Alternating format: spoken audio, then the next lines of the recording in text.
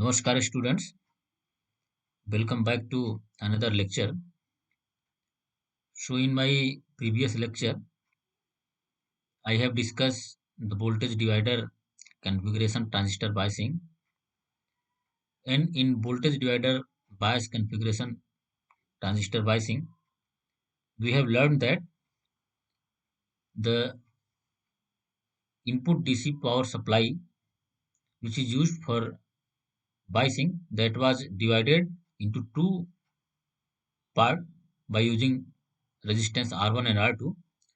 So that is why that technique is known as the voltage divider configuration transistor biasing technique, and we can use two analysis method to solve to find out the collector current, collector meter voltage, yeah, required value in voltage divider configuration. So first technique was exact analysis, and second technique was approximate analysis. So this was the exact analysis. Then I have explained the theory of the exact analysis, how to find out the base current and collector current, and then collector emitter voltage. Then I explained and solved one numerical example based on exact analysis. Then I have explained approximate analysis. And in approximate analysis, if this condition beta Re is greater than or equal to 10 R2, then one can use approximate analysis. Then I have solved one more numerical example based on approximate analysis. So with these two numerical examples and theory, I have finished my part 1 lecture on voltage divider configuration transistor biasing. So in today's lecture, again we'll discuss voltage divider configuration transistor biasing and try to solve some more numerical problem which are based on the voltage divider transistor biasing configuration. And so let us try to see the first example third on voltage divider bias configuration transistor biasing. So in this example, we will try to solve a numerical problem on voltage divider configuration by using two different techniques which I have explained in my first lecture, using exact analysis and approximate analysis technique. So example is determine the level of ICQ and VCEQ for the voltage divider configuration using exact and approximate analysis and compare the solutions. That is what we have to do. So this is the numerical uh, problem, and after solving the numerical problem, we will try to learn the differences between exact and approximate analysis technique, and after finding the solutions ICQ and VCQ, we will compare how how much difference is there in both, how much difference is there in collector current and collector meter voltage when we are calculating by two different approaches. For same problem, configuration transistor circuit is same.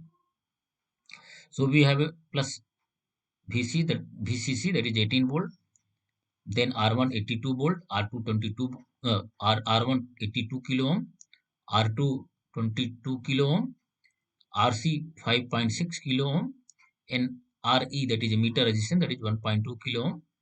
And this is the instantaneous input, yeah, AC input supply, and here you can measure the AC output, and the beta for this problem is given, that is 50. So as I discussed in my previous lecture, that in order to check that whether this voltage divider circuit can be solved by using approximate technique or exact technique, we have to test the condition. The condition is, we know that is basically beta Re is greater than or equal to 10 R2. So I have written here also the condition that will define whether the approximate approach can be applied with high degree of accuracy. So if beta Re is greater than or equal to 10 R2, then we know that approximate analysis can be applied. So if you test, the beta is 50 and Re is 1.2 kilo ohm. So that is beta into Re, that is 60 kilo ohm, and 10 R2, 10 is 10 and R2 is 22 kilo ohm. So that is 220 kilo ohm. So 60 kilo ohm, this beta Re must have been greater than or equal to 10 R2, but here 60 kilo ohm is obviously less than 220 kilo ohm. That means this condition is not satisfied for this problem, for this configuration. That means if we are using approximate analysis technique, so that will now, the answers, whatever results we'll get, that will be not much more accurate. And that is what we are going to do in this numerical example. It means we have to apply exact analysis. So we know in exact analysis, I have explained in my previous lecture, there are three steps. Step first, we have to find out the Thevenin voltage corresponding to the R1, R2 and VCC. Okay. And then we have to find out RTH, Thevenin resistance. And then we have to convert and draw an equivalent circuit, that is RTH and VTH. So then we can find by using this formula, IB is equal to VTH minus VB divided by RTH plus beta plus 1 IE. We can find out IB. Once we find out the IB, one can find out IC. IC is equal to beta into IB. So everything can be determined. So let us try to do that. So if we try to find out RTH for this configuration, R1 is 82, R2 is 22. So RTH is equal to R1 parallel R2, that is 82 parallel 22. That means R1 R2 divided by R1 plus R2. So if you solve, RTH will be equal to 17.35 kilo ohm, and VTH I have, so this is RTH. So similarly we can find out VTH. So VTH is equal to basically that we have defined, that is R2 into VCC divided by R1 plus R2. So if you do use same formula here, so VTH is equal to R2 into VCC plus R1 plus R2, that is 22 multiplied by 80, 18 volt divided by 82 plus 22, that is, if you solve, VTH is equal to 3.81 volt. So this is VTH. RTH and VTH is now known, so we can find out the base current IB. So we know that IB is equal to VTH minus VB divided by RTH plus beta plus 1 into RE. So VTH is 3.81 minus 0.7 volt divided by RTH 17.35 kilo ohm plus beta plus 1, beta is 50 and 51 multiplied by RE, that is 1.2 kilo ohm. Then if you solve, 3.11 volt divided by 78.5 is equal to, then if you solve it again, so that is 39.6 microampere.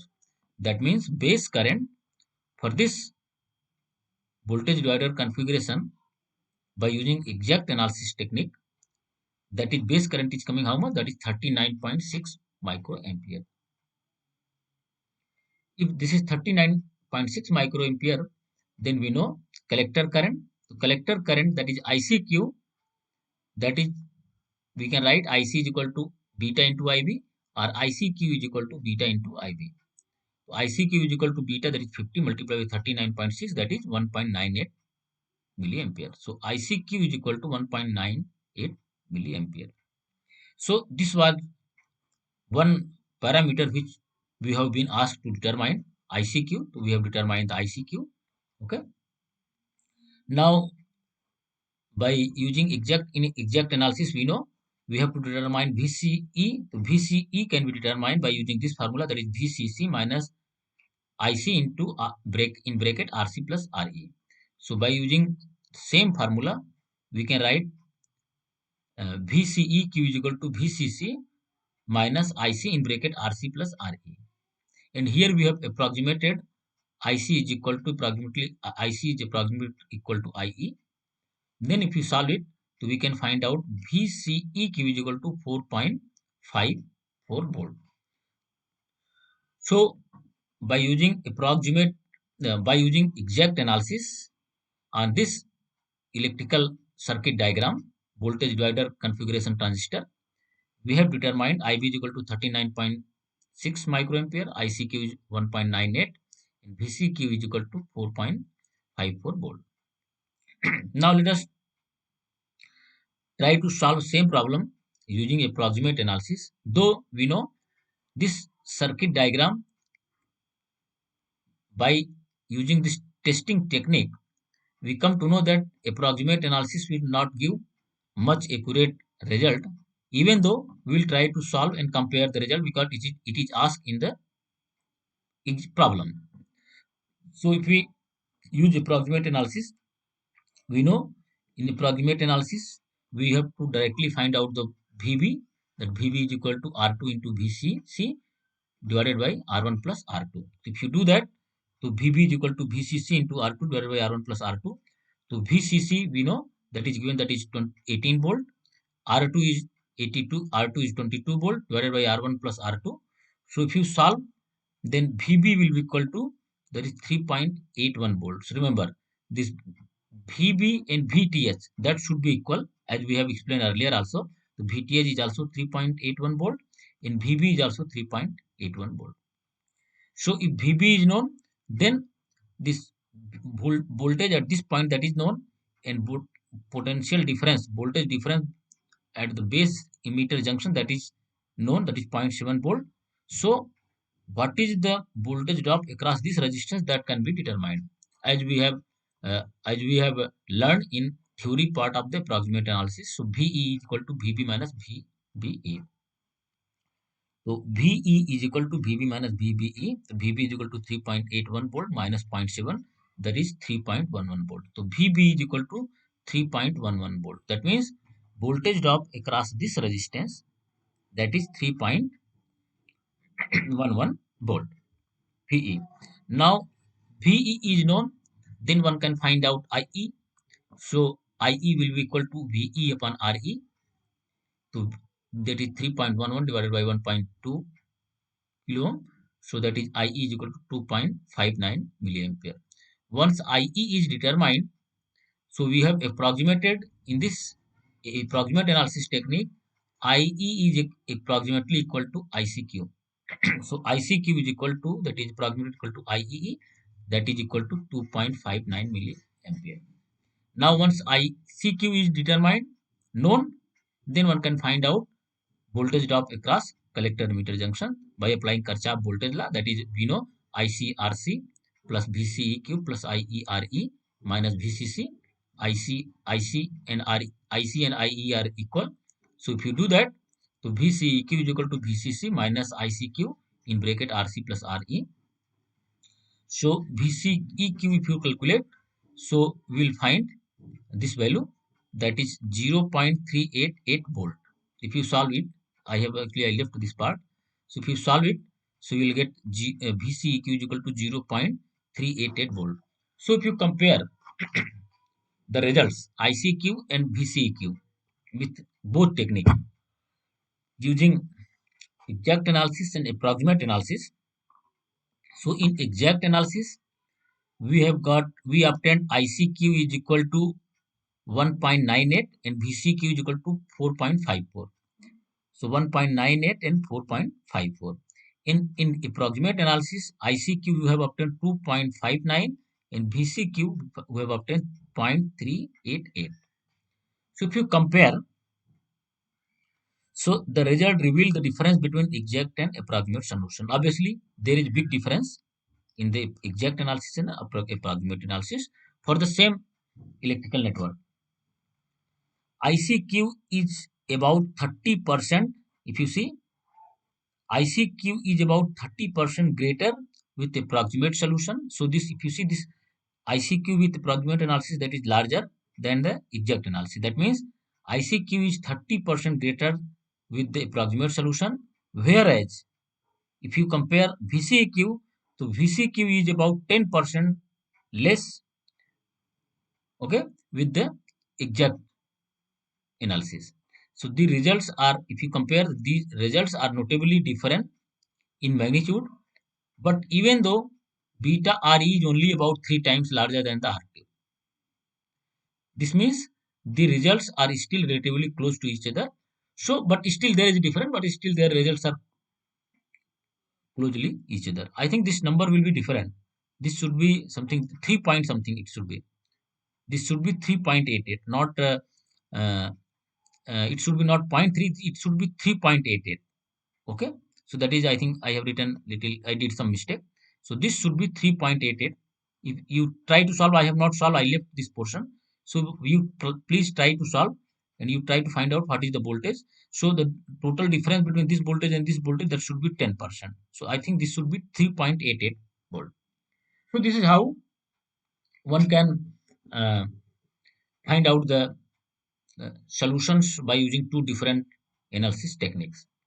So let us try to solve another numerical example based on voltage divider configuration circuit. But this problem will tell how the voltage divider configuration is much more stable with respect to temperature. And when we compare the stability, so it is found that voltage divider configuration circuit is much more stable than the other techniques. So the problem is compare the value of IB, ICQ and VCEQ for the given voltage divider network if beta is reduced from 100 to 50. Okay. So the circuit, voltage divider circuit is given, that is 22 volt, 39, 3.9 kilo ohm, 10 kilo ohm, 1.5 kilo ohm, and beta is given 100. Now it is asked that once you calculate IB, ICQ and VCQ for beta 100, when you reduce beta from 100 to 50, and then you again calculate IB, IC and VCE, and then you compare how much value is changing, whether this IB, IC and VCE, they are constant or they are changing too much. So that will tell that whether this voltage divider configuration is stable with respect to change in beta or not. So that is the objective of the problem. So we want to check the stability of voltage divider configuration in this numerical example. So let us try to solve.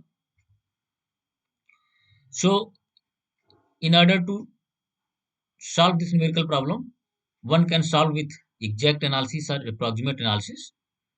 So you can solve with any technique just by, we know that approximate analysis can be used if and only if beta Re is greater than or equal to 10 R2. Okay.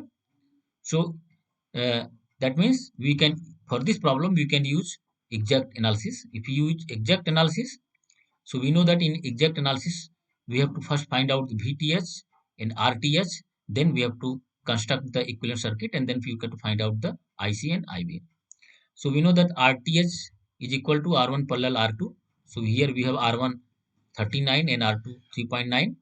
So we can find out RTH is equal to, that is 3 point R1 R2 divided by R1 plus R2. So that will give the 3.55 kilo ohm. Okay. And similarly, if you find out the VTH, that is open circuit voltage, we know that is R2 into VCC divided by R1 plus R2.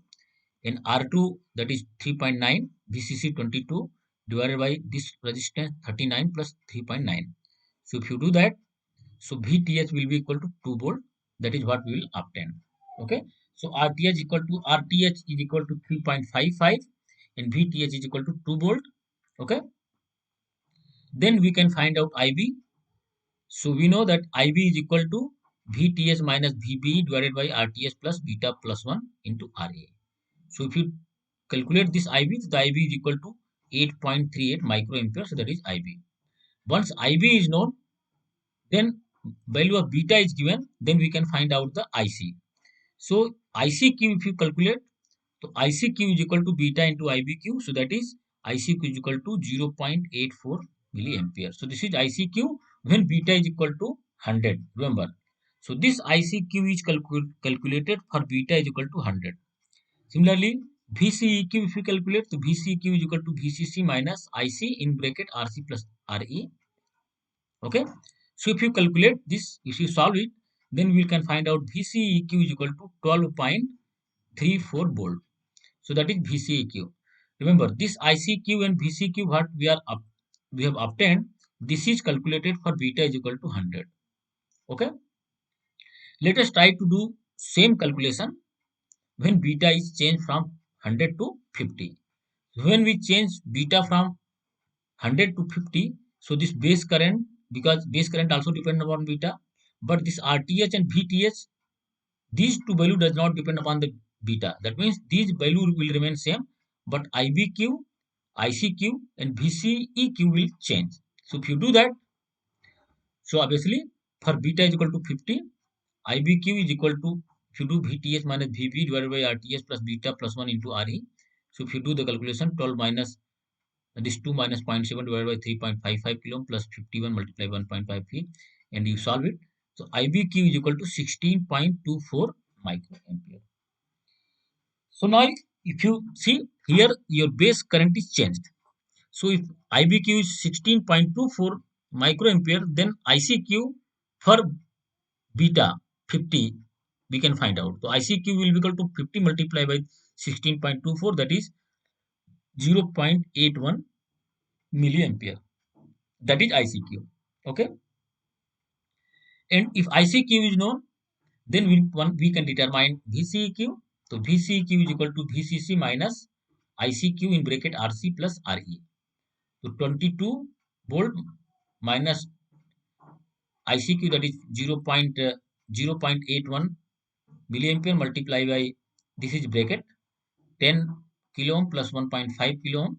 So that if you solve, so VCEQ is equal to, that is 12.69 volt. Okay. So remember, whatever this IBQ, ICQ and VCQ we have calculated here, this is calculated for beta is equal to 50, and earlier what we have calculated, this value, these were calculated for beta is equal to 100. So if you prepare a table for IBQ, ICQ and VCQ for beta is equal to 100 and 50. So if you see IBQ, that is 8.34 for beta is equal to 100, and similarly for beta is equal to 50 it is 16.24. That means nearly base current is doubled when you half the beta value. But if you see the collector current and collector emitter voltage, which are called as a Q point, which is known as a Q point of a transistor. So this is 0.84 and this is 0.81. So that means it is just changed 0.84 to 81. And similarly, collector emitter voltage, that is 12.3 volt to 12.69 volt. Okay. That means collector current and collector emitter voltage, their change is very less when beta is reduced from 100 to 50. So the result clearly shows the relative insensitivity of circuit to the change in beta, even though beta is drastically cut in half from 50 to 100, and the level of ICQ and VCQ are essentially same. So that therefore we can have a conclusion, we can conclude that voltage divider configuration is much more stable than the other transistor biasing technique. We have learned fixed bias and emitter biasing. There we have seen that when you change the beta, if you decrease or increase, the collector current and emitter current was changing with respect to change in beta. But here in voltage divider configuration, collector current and collector emitter voltage, that is not changing. So that means these are basically Q points. Q point is stable, much more stable in voltage divider transistor biasing technique. So this is another example we have come to learn from this voltage divider technique. Okay. So let us try to learn one more numerical example. And this numerical example is basically, let us try to find out some DC load line and Q point for the voltage divider transistor circuit. So if you have a, let's say, a circuit diagram. So example 5 is given here. For the circuit shown in figure, solve VB, that is base current, base voltage, VE emitter voltage, IC collector current, VC collector voltage, and VCE collector meter voltage. Okay, these value we have to find out, and also calculate IC saturation and VCE cutoff. That means we have to draw the DC load line also. Okay, we have to find out the end points for the DC load line. Okay, and it is asked finally construct the DC load line showing the value of IC saturation and VC cutoff in ICQ and VCQ. That means this is a voltage divider circuit, and for this voltage divider circuit we have to draw the DC load line, and we have to find out the Q point. Apart from the Q point and DC load line, we have to find out these unknown variables also, which is asked in the problem. So in such problem, you can use approximate technique to find out the to to draw the DC load line. Okay, that is because approximate analysis technique is much easy. We can apply very easily. So even if you check the condition beta Re, that should be greater than 10 into R2. So if 10 R2 if you calculate, that is 56, and beta into Re, that is 200 multiplied by 390. So if you see, I think that we can apply the approximate analysis. So if you apply the approximate analysis, in approximate analysis we can find out VB directly. So VB is equal to, we know, R2 into VCC divided by R1 plus R2. So R2 is 5.6 multiplied by 18 volt divided by 33 R1, 33 kilo ohm plus 5.6 kilo ohms. If you solve it, VB is equal to 2.61 volt. So voltage at this point, that is VB, because here you see it is given, you try to find out VB base voltage. That means we have to apply approximate analysis. It is not asked in the problem that you try to find out VTH. Okay, that is why we are applying approximate analysis. So VB is equal to 2.61 volt. Voltage at this point is known now.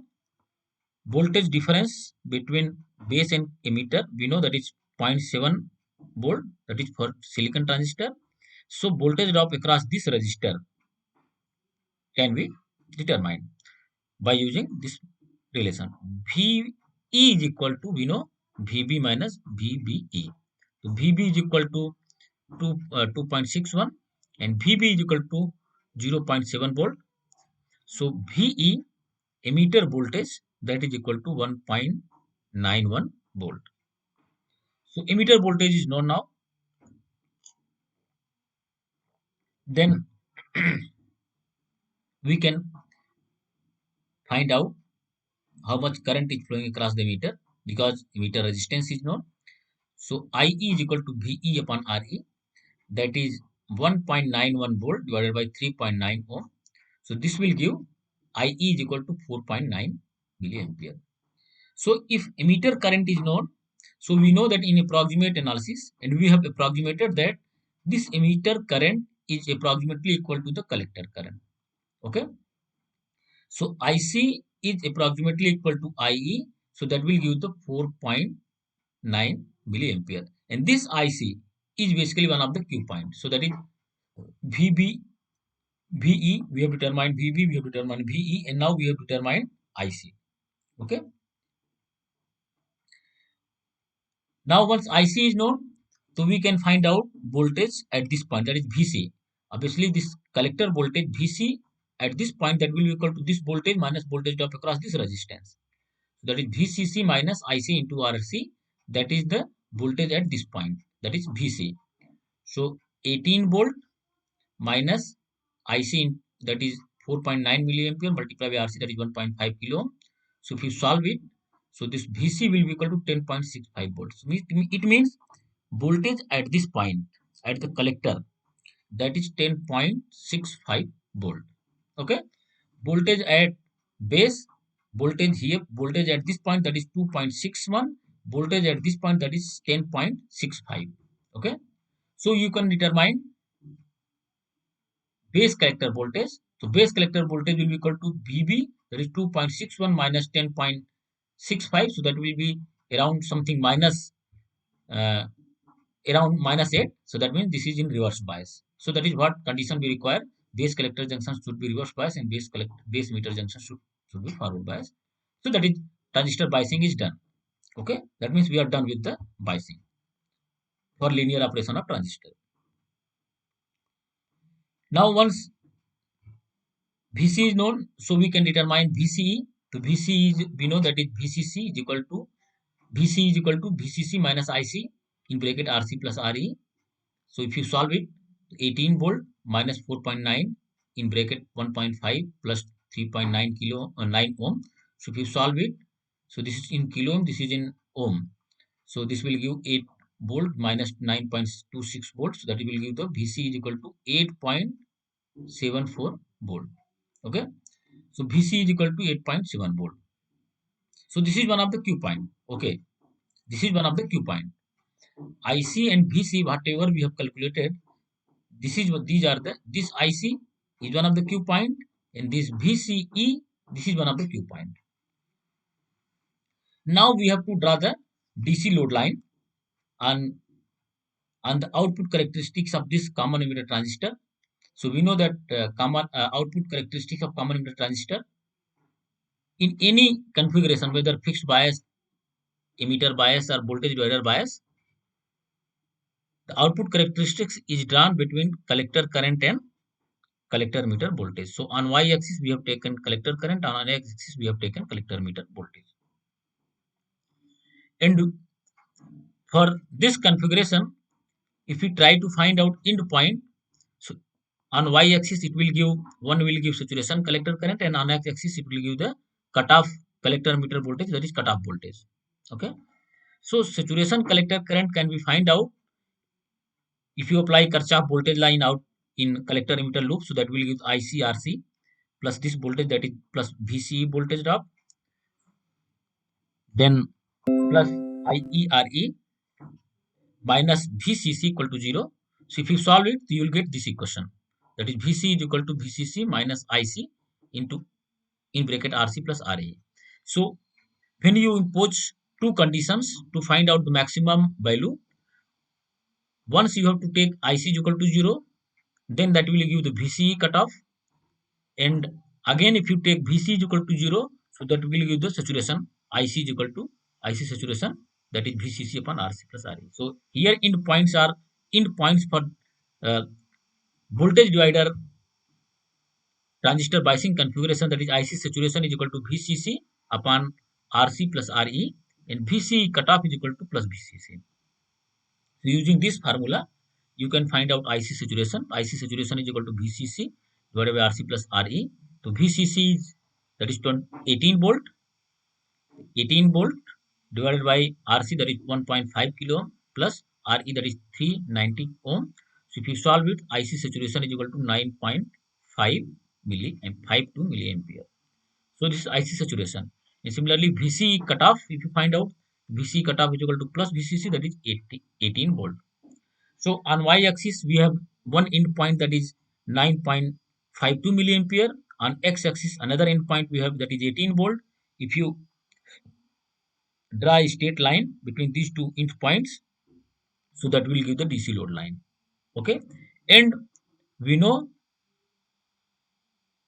the Q point of the transistor. One of the Q collector current we have calculated, that was basically 4 point, if you see IC, so that is 4.9 milliampere ICQ, and another Q point, that is VCEQ, we have find out, that is 8.74 volt. Okay, so this is 9.52 milliampere saturation end point and Q point is 4.9. So it is nearly half in the middle of the DC load line. So this is nearly 18 and this is 8.74. So this is the Q point, this is 8.74 and this is the uh, 4.9 milliampere. So this is how, and if you see for this common emitter transistor, when it is used in voltage divider configuration, your Q point is automatically, if you see, that is nearly middle of the DC load line. Okay, so that is why whatever configurations, transistor biasing configuration we have learned, out of all transistor biasing configuration, voltage divider biasing configuration is much more stable and most widely used in a amplifier when we want to use transistor as an amplifier. So let us try to